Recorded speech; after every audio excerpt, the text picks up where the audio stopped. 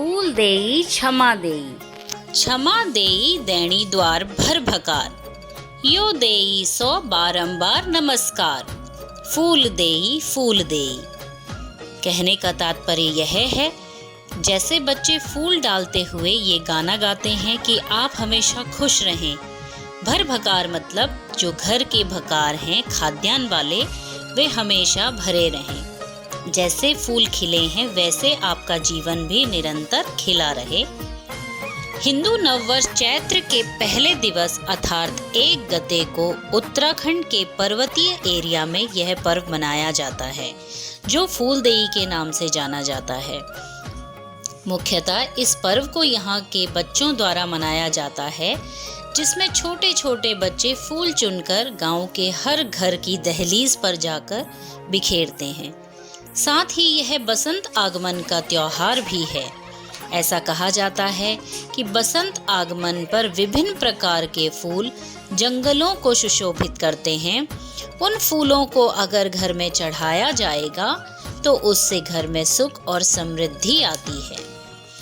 एक अन्य मान्यता के अनुसार एक राजा था, उसकी एक रानी और एक बेटी थी। रानी की केवल एक ही संतान हुई।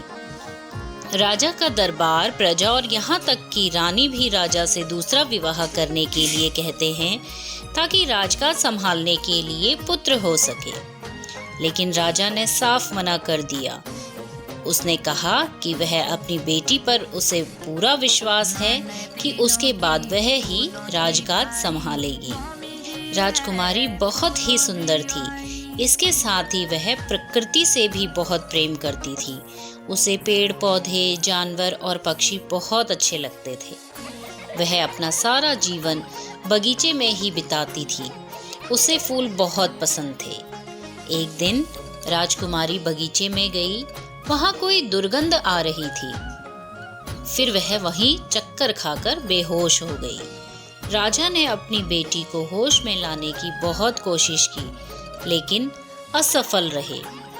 राजवैद्य को बुलाने पर भी उसकी बेटी होश में नहीं आई। 2 सप्ताह बीत गए, राजा की बेटी होश में नहीं आई। उसके बाद राजा ने घोषणा की कि जो भी राजकुमारी को होश में लाएगा उसे वह अपना आधा राज्य दे देगा। राजकुमारी को बेहोश हुए 1 महीना बीत गया था। तभी दूर परदेश से एक युवक आया और उसने कहा कि वह राजकुमारी को होश में ले आएगा। युवक ने बगीचे में चारपाई लगवाकर कहा कि राजकुमारी को अंदर कमरे में नहीं बल्कि बगीचे में लेटाया जाए। फिर वह बांसुरी बजाने लगा। बांसुरी की मधुर तान सुनकर पक्षी भी वहां आकर कलरव करने लगे। फूल महकने लगे, चिड़िया चहचहाने लगी और चारों तरफ सुगंध फैल गई। राजकुमारी को होश आने लगा। राजा रानी खुश हो गए। पूरी प्रजा में खुशी की लहर आ गई। राजा रानी युवक का आभार व्यक्त करना भूल गए। अचानक राजा ने युवक के बारे में पूछा। युवक कहाँ गया? उसकी बांसुरी की धुन नहीं सुनाई दे रही थी। युवक एक पेड़ के नीचे मंद मंद मुस्कुरा रहा था। राजा ने युवक को बुलाया और कहा, तुमने तो चमत्कार कर दिया। अब तुम इसी राज्य में रहोगे। मैं तुम्हें अपना दामाद बनाऊंगा। मैं अपनी बेटी का हाथ तुम्हें सौंपता हूँ। राजकुमारी का उस युवक से विवाह कर दिया गया। राज्य में फिर से चारों तरफ खुशहाली आ गई। कहते हैं उस दिन चैत्र संक्रांति थी।